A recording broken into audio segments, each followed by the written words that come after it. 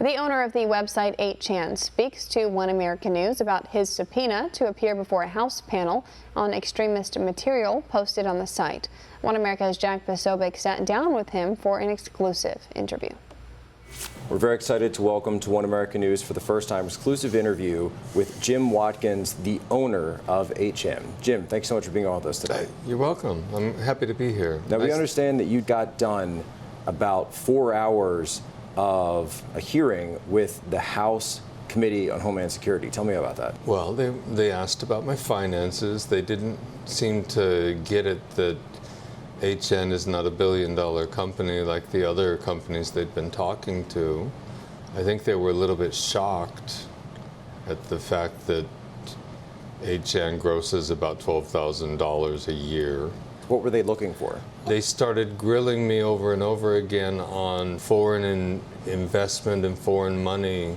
I had to get them to narrow that down a little bit because we do take money online from foreigners. You know, they go to our shopping cart and pay us money, and then they said, have you ever taken a loan from a foreign government? And I said, no. Mm-hmm. After that, then they went into, have you ever worked with a foreign intelligence agency?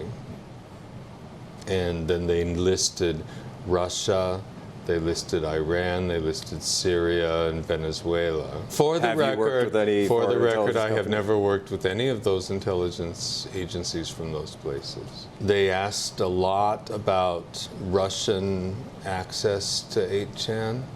And I explained to them that the Russian government has blocked access to 8chan. In terms of the hearing, obviously they brought you in response to the Poway shooting, El Paso, Christchurch. What types of questions did Congress have for you regarding these shooters and their manifestos, which were available at one point on 8chan? They mentioned all three of those. They talked very little about El Paso and very little about Christchurch. They spent most of their time concentrated on the Poway shooting. Mm-hmm. Okay, what sort of questions were they asking?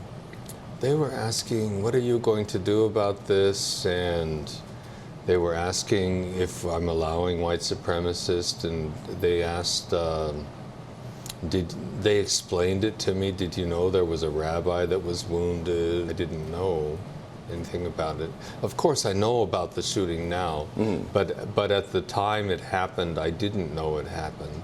The first I heard about the Poway shooting was when I saw the assistant FBI director being grilled on C-SPAN by Congressman Thompson. This is the first I knew about the Poway shooting. At that time, I said, well, we have to get him some information because he doesn't know anything about 8chan. Talked to my staff and I said, well, assemble all of the documents that we have for talking with the FBI over the years, and they put together a big packet to give them. One of the things that I was able to do, and they submitted it into the congressional record, was to give them some suggestions on how to make things better to work with tech industry. And one of that was to have a central database and an easier way for a tech company to be able to submit a report of something that's happening. 8chan has gone offline. It's been offline for almost a full month, probably will be a full month very soon. Are there plans to bring the site back online? Yes, I fully intend to bring it online soon, within a few days. I have been spending this time with building my own version of Cloudflare so that we don't have one central place to shut down the website so easily, because basically these giant public companies can just deplatform anybody they want. And I've received threats from big public companies. It's like commercial terrorism. It's like, we're going to not only shut you down, I'm going to shut down the companies that are 2 hops above you on the internet. Do you feel that you've been unfairly targeted because of the actions of users rather than the entire site itself?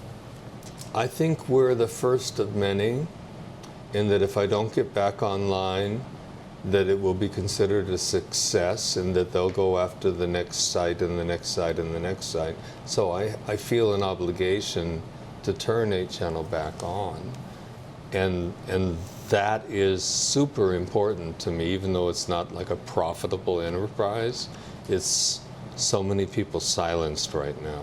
Have you given any consideration to changing some of the tests for the sort of speech that you do allow on 8chan, or being more proactive with FBI, or with identifying boards or users or posts that may seem to lend themselves towards violence or threats? Proactivity in America is a super red flag.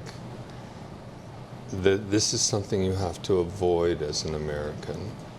And for a site that associates itself with the United States of America as a First Amendment abiding website, proactively censoring is something that they would do in Europe. It's something that they would do in the People's Republic of China. And that's okay, because that's their country. But Americans don't do that. All right. Well, Jim Watkins, thank you very much for being with us Thanks today. for having me, Jack. Thank you. Want to see more videos like this? Click on the link below and subscribe to One America News on YouTube. And call your cable provider and kindly demand that One America News is added to your lineup. Call and subscribe today.